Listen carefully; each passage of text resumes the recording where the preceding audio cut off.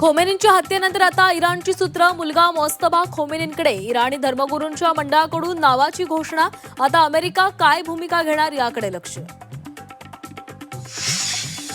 America, Israel आणि Iran युद्धामुळे Russia संतप्त. रशियानं बोलावली P5 देशांची बैठक. पुतीन यांनी बोलून दाखवली. आंतरराष्ट्रीय कायदा आता संपुष्टात आल्याची खंत.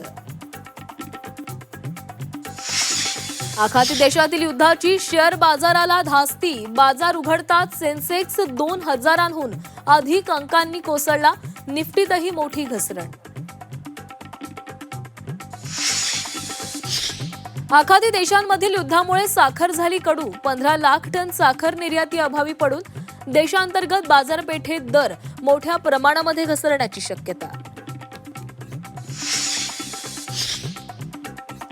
पुण्यामध्ये आता केवायसी नसेल तर घरगुती गॅस मिळणार नाही. 2 सिलेंडरमधील अंतर 21 वरून 30 दिवसांपर्यंत वाढवलं. गॅसचा काटकसरीने वापर करण्याच्या सूचना. संसदेच्या अधिवेशनाचा दुसरा टप्पा आजपासून. पश्चिम आशियातील युद्धस्थिती आणि देशाच्या भूमिकेबाबत परराष्ट्र मंत्री एस जयशंकर निवेदन करणार. लोकसभा अध्यक्ष ओम बिर्लांवरील अविश्वास प्रस्तावावरही चर्चा होणार. रायगडच्या पायथ्याशी मनसेचा 20वा वर्धापन दिन. शिवरायांना अभिवादन करण्यासाठी राज ठाकरे किल्ले रायगडावर दाखल. मेळाव्यातून मनसेच्या सदस्य नोंदणी अभियानाला सुरुवात करणार.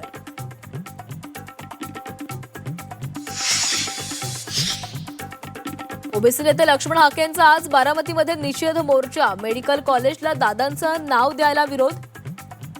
मेडिकल कॉलेजला अहिल्यादेवींचं नाव राहू द्या. कृषी विज्ञान केंद्राला अजितदादांचं नाव द्या. लक्ष्मण हाकेंची मागणी. राज्यामध्ये उष्णतेची लाट. अकोल्यामध्ये सर्वाधिक 40.9 अंश सेल्सिअस तापमानाची नोंद. 2 दिवस उन्हाचा चटका आणखी वाढणार असल्याचा अंदाज. टीम इंडियाचं T20 वर्ल्ड कपचा धुरंदर. फायनलमध्ये न्यूझीलंडचा 96 धावांनी धुव्वा उडवत सलग दुसऱ्यांदा पटकावलं जगज्जेतेपद. संजू सॅमसन, अभिषेक शर्मा, ईशान किशनची तुफानी खेळी.